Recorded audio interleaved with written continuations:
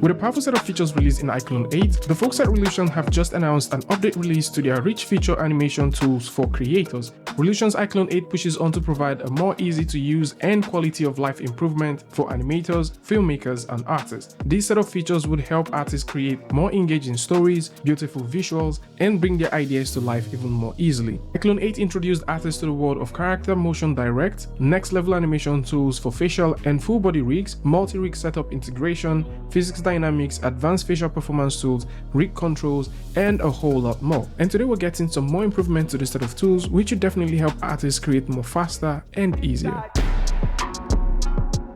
The new implementation of Character Motion Direct in iClone 8 brought with it some exciting level of creative control, as artists could use a good number of devices to control their characters. Now, this is even more improved with the brand new React to Surface, which grants a more acceptable surface to character motion control compared to keyframing by hand. React to Surface allows characters to respond to terrain height in real time, with an auto-detect feature that keeps the character's feet planted on the ground. Accompanying this feature is the new Snap to Surface. The new Snap to Surface feature also permits for a more fit-to-surface placement during character motion control with Motion Direct. Alongside this, the new React to Surface also works on texture displacement. This is a well-received and wonderful implementation, as it doesn't only rely on polygonal surfaces, but can also work on uneven meshes generated by displacement. Furthermore, iClone 8.1 also offers a set of adjustable parameters for surface sensors.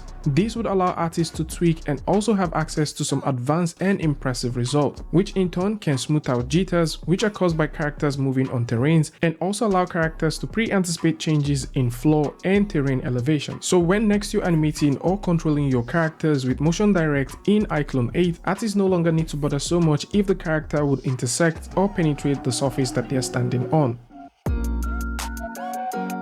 It's no longer news that you can now export your data files from iClone all the way to Unreal Engine. The same thing can be said for Omniverse and also a few other tools that we've mentioned on the channel before, but looking at the brand new implementation of the two-way data link system, this brings a lot more creative fidelity to Unreal Engine and iClone 8.1. The two-way data link system will bring a rise to a wonderful set of interoperability across these two tools. Creators can now easily transfer 3D models, lights, cameras, animations, and a whole lot others from iClone to Unreal Engine 5 and vice versa, opening a pathway to a much richer world-building options for game creators, animators, and filmmakers, as well as transferring animations and meshes. Placeholder meshes can be used to sync to both apps, as the update introduces support for frame rate independent timecode sync, which fundamentally ensures that both timelines are synced precisely during playback and editing. This simply means that once you make a change in Unreal Engine, that change automatically updates in iClone 8.1. The same thing can be said that once you make an edit in iClone 8.1 or any of the assets that you've synced directly to Unreal Engine, that also updates automatically. Furthermore, facial and full body animation,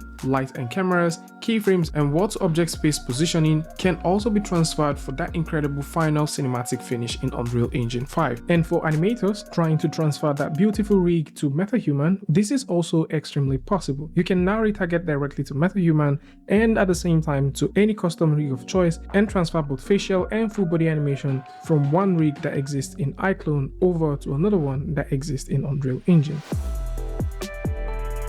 And we all know for characters to make it over to film and have that cinematic worthy feel, they mostly require to hold a level of stability for extreme camera close-up, with option to not only double down on subdivision, but also offer a much more richer level of details on static and animated models. The support for character subdivision exporting in iClone 8.1 makes it even more interesting for characters to be exported to other DCC apps for rendering and tweaking. iClone 8.1 now offers a rich and more satisfying subdivision, so once an artist exports their mesh to Unreal Engine, Maya, or even Blender, they would no longer need to sacrifice the pre-existing mesh while trying to add some more subdivision level in order to push details. This can be said for every single character that exists with iClone 8.1. iClone 8.1 also supports a more liberal way of creators to interact with the content manager. The content manager made its first appearance in iClone 8, and this allows users to save assets directly in iClone for later reuse, and these assets can either be imported, saved directly within the project file, and also exported to other iClone files.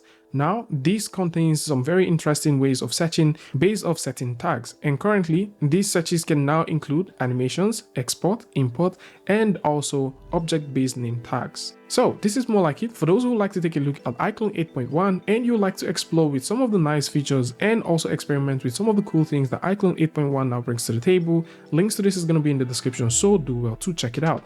Tell me what you guys think about this one in the comment section, and of course if you like this video or you like something from this, you can go ahead and give a like and don't forget to share with a friend, and I'll see you guys in the next one. Peace.